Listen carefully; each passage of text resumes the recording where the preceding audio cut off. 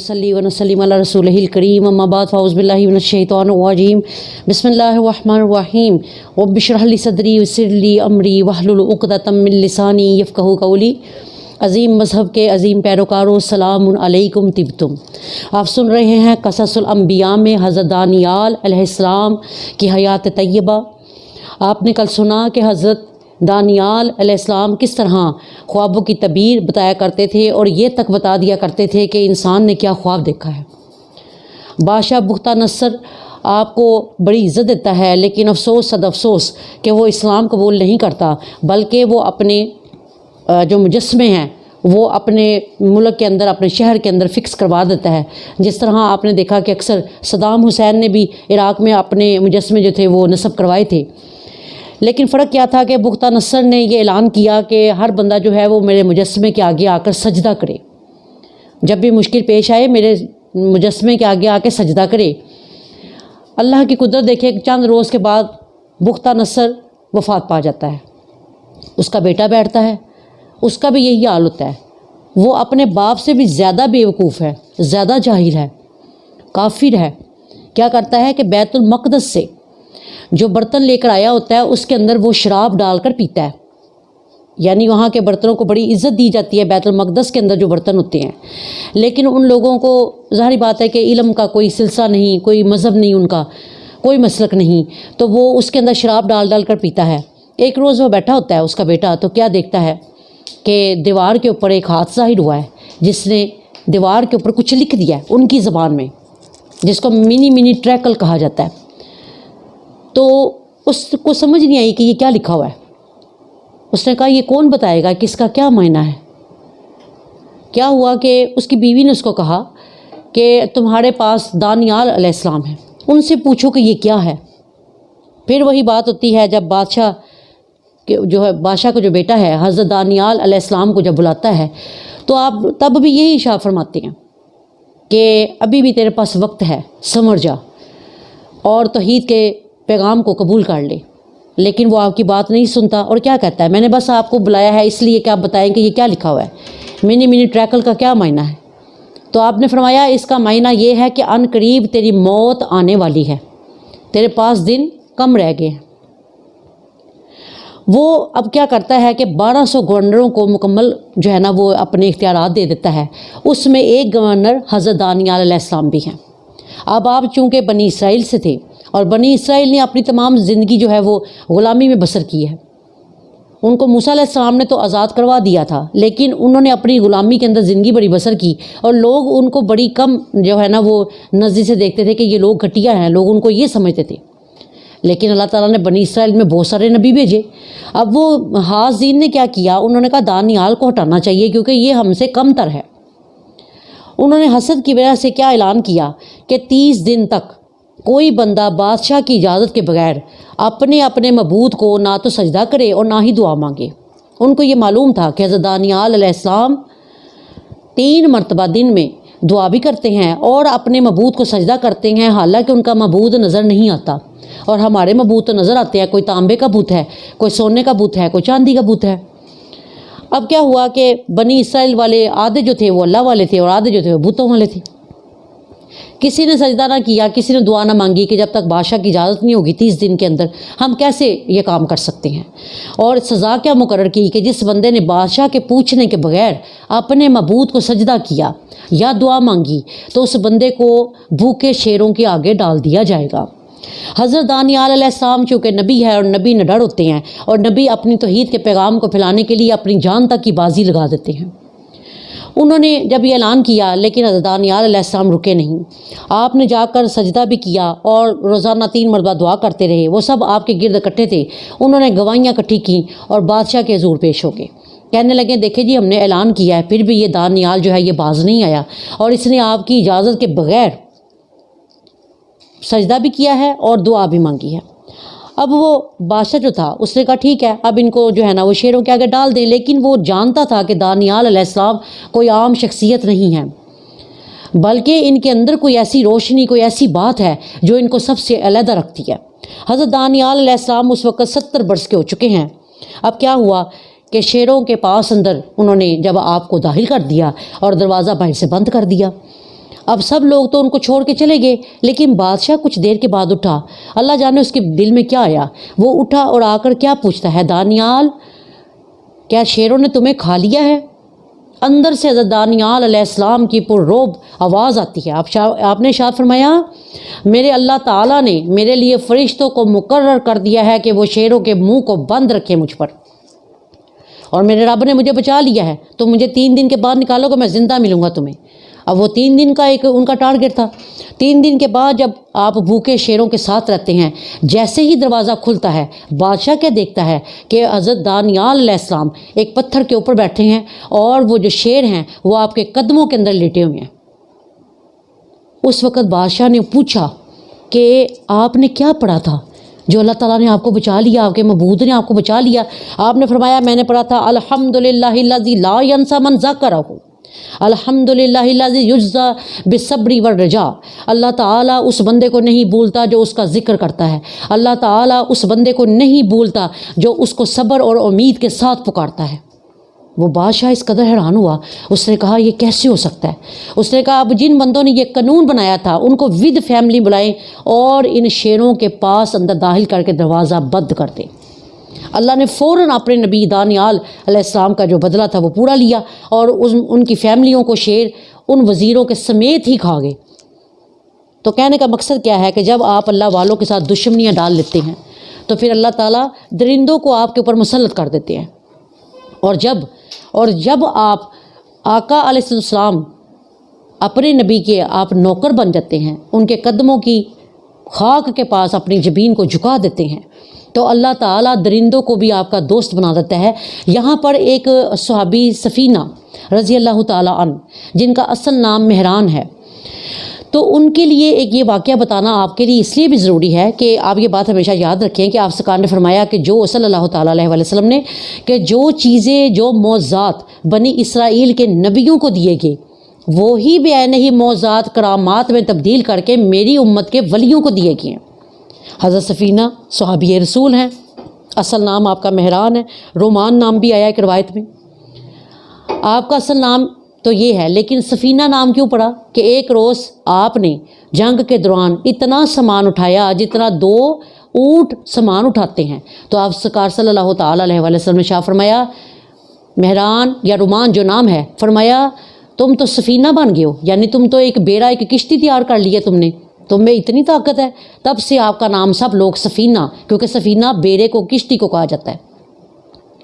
آپ جنگل میں سے گزر رہے ہیں، آگے ایک دریا آ جاتا ہے، آپ نے وہاں پر کشتی کے اندر آپ سوار ہیں، اور آپ نے جا کر صحابہ کرام کے لشکر کے ساتھ ملنا ہے اور جنگ لڑنی ہے۔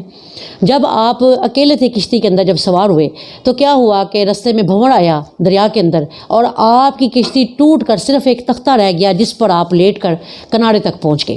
جب پہنچے تو وہاں پر شیر جو تھا وہ آپ پر حملہ کناں ہونے لگا، تو آپ نے کیا ارشاد فرمایا، یا ابا حارث، یہ کنیت ہے شیر کی، یا ابا حارث سوچ لے مجھ پر حملہ کرنے سے پہلے کہ میں آقا علیہ السلام کا غلام ہوں، اور میں صحابہ کرام کے لشکر کے ساتھ ملنے کے لیے جا رہا ہوں، لیکن مجھے صحابہ کرام کا لشکر کہیں مل نہیں رہا، کیونکہ مجھے لگتا ہے میں رستہ بھول گیا ہوں۔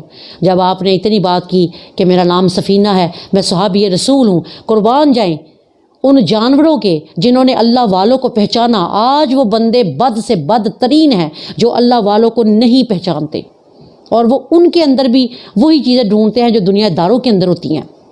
تو کیا شاہ فرمایا آپ نے کہ میں صحابی رسول ہوں، ابا حارث ہوش کے نہ لینا۔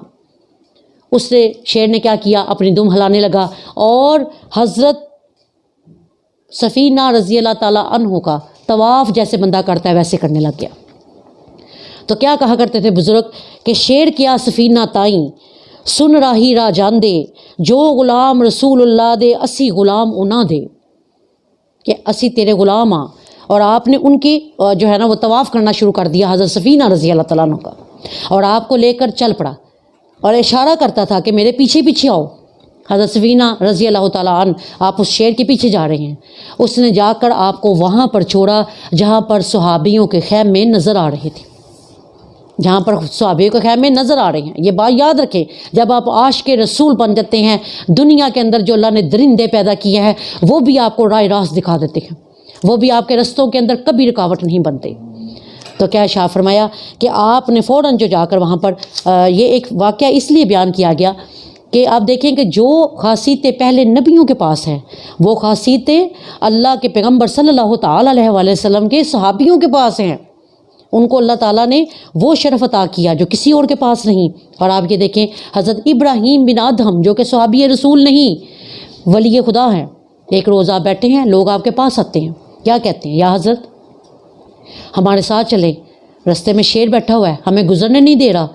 آپ جب گئے تو آپ نے جاتے ہی کیا شاہ فرمایا؟ یا ابا حارث، اگر تو تقدیر میں لکھ دیا گیا کہ تو ہمیں پھاڑ کھائے تو پھر جلدی اپنی تقدیر پوری کر، ہمیں پھاڑ کھا. اور اگر تو نے یہ دیکھ لیا کہ یہ تقدیر میں یہ گوشت جو بندوں کا ہے تیرے نصیب میں نہیں تو ہمارا وقت ضائع نہ کر اور رستہ خالی کر دے. آپ کے الفاظ اس کے کانوں تک ٹکرانے تھے کہ شیر وہاں سے اٹھ کر جنگل کے اندر چلا گیا. سبحان اللہ، اللہ اکبر کبیرہ کہ اللہ تعالیٰ نے ہمارے نبی کریم صلی اللہ علیہ وآلہ وسلم کی امت میں وہ شخص پیدا کر دیے جن کے حکم شیروں پر چلتے ہیں.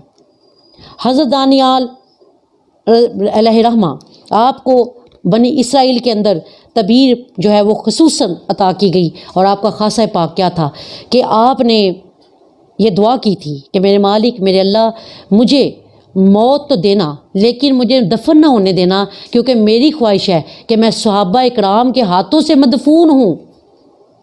اب آپ دیکھیں کہ حضرت عیسیٰ علیہ السلام سے بھی 600 سال پہلے کے یہ نبی ہیں، تو انہوں نے کیا کہا کہ مجھے مدفون نہ ہونے دینا میرے مالک، اور مجھے آقا علیہ السلام کے صحابیوں کے ہاتھوں سے دفنانا اور کفنانا، اور میری ہر چیز وہ کریں. اب کیا ہوا کہ حضرت ابو موسیٰ اشعری نے تستر جب فتح کیا 17 ہجری میں، تو اس وقت آپ کو ان کا جسم جو تھا وہاں پر ملا.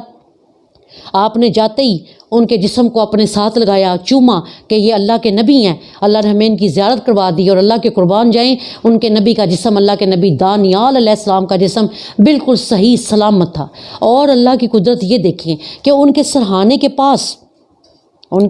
پاس 7 تھیلے ایسے تھے جس کے اندر 10,000 درہم موجود تھے. اور وہاں کے لوگ کیا کرتے تھے، جب ان کو کوئی مشکل پیش آتی تھی وہ حضرت دانیال کے تھیلوں میں سے پیسے لے کر اپنے کاروبار میں یا اپنی مصیبت پہ وہ خرچ کرتے تھے، اور وعدہ کر کے جاتے تھے کہ یا حضرت جیسے ہی ہمیں فائدہ ہوگا ہم یہ تھیلے آ کر بھر دیں گے.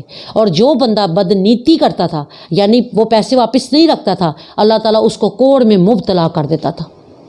اور آپ کے سرہانے کے پاس ایک چربی کا مٹکا تھا جس کے اندر سے لوگ چربی استعمال کرتے اور شفائے کاملہ پاتے. اور ایک کتاب تھی عبرانی جس میں اللہ کے پاک حبیب صلی اللہ تعالیٰ علیہ وآلہ وسلم اور صحابہ اکرام کا ذکر تھا، اور یہ خواہش ظاہر کی گئی تھی کہ اللہ مجھے مت مدفون ہونے دینا، مجھے اللہ کے پاک نبی صلی اللہ علیہ وآلہ وسلم کے صحابیوں کے ہاتھوں سے مدفون کرنا. قربان جائیں ان صحابیوں کی شانوں پر کہ جنہوں نے ایسا ایک مقام پایا کہ نبیوں نے یہ خواہش کی کہ ہمیں ان کے ہاتھ لگے جب ہم دنیا سے جانے لگے. ہزارہ سلام ان صحابیوں کے مقدروں کو جنہوں نے آقا علیہ السلام کے رستے کو پایا اور اپنی ایمان کی حالت میں آقا علیہ السلام کا دیدار پاک کیا. اب کیا ہوا کہ حضرت ابو موسیٰ اشعری اور حضرت انس رضی اللہ تعالیٰ عنہ، یہ 2 صحابی ایسے ہیں جنہوں نے حضرت دانیال علیہ السلام کو غسل دیا، ان کو کفنایا اور پھر دفنایا. اور آپ نے 13 قبریں جو تھی وہ تیار کی کہ کسی کو یہ معلوم نہ ہو کہ آپ کی قبر کون سی ہے. آپ نے رات کے وقت جب سب لوگ چلے گئے ان کو دیکھ کر انہوں نے 13 قبروں کے اندر ان کو درمیان والی قبر یا کوئی اور قبر جس کے اندر دفنا دیا، اور باقی سب قبریں انہوں نے بالکل اسٹریٹ فارورڈ سیدھی کر دی کہ پتہ نہ چلے کہ آپ کا جسم اقدس کہاں ہے. اور حضرت ابو موسیٰ اشعری کو ایک انگوٹھی ملی ان کے پاس سے جو انہوں نے دیکھی، اس کے اوپر 2 شیر بنے ہوئے تھے اور درمیان میں ایک شخص بیٹھا تھا، اور وہ حضرت دانیال خود تھے. ہاں، آپ نے اسی وقت حضرت عمر کا زمانہ تھا، آپ نے جو ہے وہ خط لکھا کہ یا حضرت اس طرح یہ سامان ملا ہے، درہم ملے ہیں. دیکھیں اللہ کی قدرت کہ وہ حضرات دنیا سے جا کر بھی لوگوں کی ضرورتیں پوری کر رہے ہیں. یہی آپ کو بیان نہیں، یہی چیز نظر آئے گی داتا علی حجویری کے ڈیرے پر جو کروڑوں روپیہ سالانہ کما کر پاکستان کی حکومت کو دے رہے ہیں.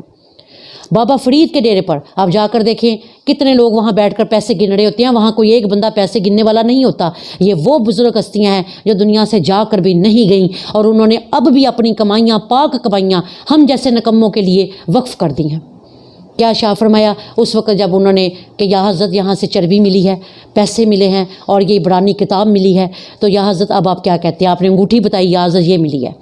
حضرت عمر فاروق رضی اللہ تعالیٰ عنہ نے جو ہے وہ خط بھیجا، کیا شاہ فرمایا کہ جو مٹکے کے اندر چربی ہے وہ تھوڑی سی ہمیں تبرک کے لیے بھیج دو اور باقی جو ہے وہ بیت المال میں جمع کروا دو تاکہ لوگ جو ہے اس کو استعمال کر سکیں، اور جو دراہیم ہیں ان کو بھی بیت المال میں جمع کروا دو۔ اور انگوٹھی ابو موسیٰ اشعری تو بڑا مقدر والا صحابی ہے کہ تیرے ہاتھ سے اللہ تعالیٰ نے ایک نبی کو غسل دیا، کفنایا، دفنایا، یہ انگوٹھی تیرا حق ہے، اس انگوٹھی کو تو اپنے پاس رکھ، اور وہ عبرانی جو کتاب ہے وہ آپ میرے پاس بھیج دو۔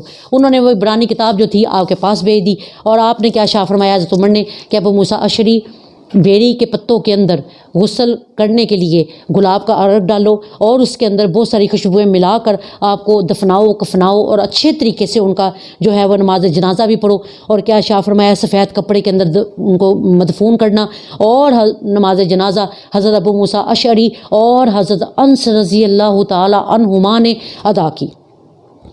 تو حضرت عمر فاروق نے جو عبرانی کتاب تھی وہ جب آپ کے پاس پہنچی تو آپ نے حضرت کعب بن احبار، یہ بھی صحابی رسول ہے، جلیل القدر صحابی، آپ جب آتے ہیں عبرانی زبان جانتے ہیں، آپ نے فرمایا کعب میرے پاس بیٹھو۔ نام کتنے پیارے ہیں صحابہ رسول کے، کیا شاہ فرمایا کعب میرے پاس بیٹھو اور یہ دیکھو اس کے اندر کیا لکھا ہے۔ جب انہوں نے پڑھا تو انہوں نے کہا اس میں ہمارے نبی کی سیرت لکھی ہے، ان کی زندگی لکھی ہے، عمر تمہاری نشانیاں لکھی ہیں، چاروں بڑوں صحابہ کرام کی جو عادات تھی وہ لکھی ہیں اس کتاب کے اندر۔ قربان جائیں صحابیوں تمہارے مقدروں کو سلام کہ تمہاری زندگی جو ہے وہ اتنی پاک ہے کہ نبی تمہارا ذکر اپنے سہانے کے پاس رکھ کے لیٹا ہے۔ اور 100 کروڑ لعنتیں ان لوگوں پر جو صحابہ اکرام کو گالیاں نکالے، کہ دیکھیں ان کے مرتبے کتنے بڑے ہیں کہ انہوں نے ایک نبی ہو کر بنی اسرائیل کا وہ ہمارے صحابیوں کی سیرت طیبہ اپنے سرہانے رکھ کر دنیا سے تشریف لے کر گئے ہیں۔ تو یہ تھا حضرت دانیال علیہ السلام کا ذکر خیر جو آپ نے سنا، اور ابن ابی دنیا نے ان کا حوالہ دیا۔ دانیال علیہ السلام کی دعا جو ہے وہ قبول ہوئی، اور آپ کے نام پر دانیال شہر بھی ہے، اور آپ کی جو قبر مبارک ہے وہ ملک ایران کے اندر موجود ہے، تستر علاقے کے اندر۔ اللہ تعالیٰ اس درس کو قبول کرے، قبول کر کے مقبول کرے۔ ربنا تقبل منا انک انت السمیع الدعاء۔ مولا صلی وسلم دائما ابدا علی حبیبک خیر خلق کلہم۔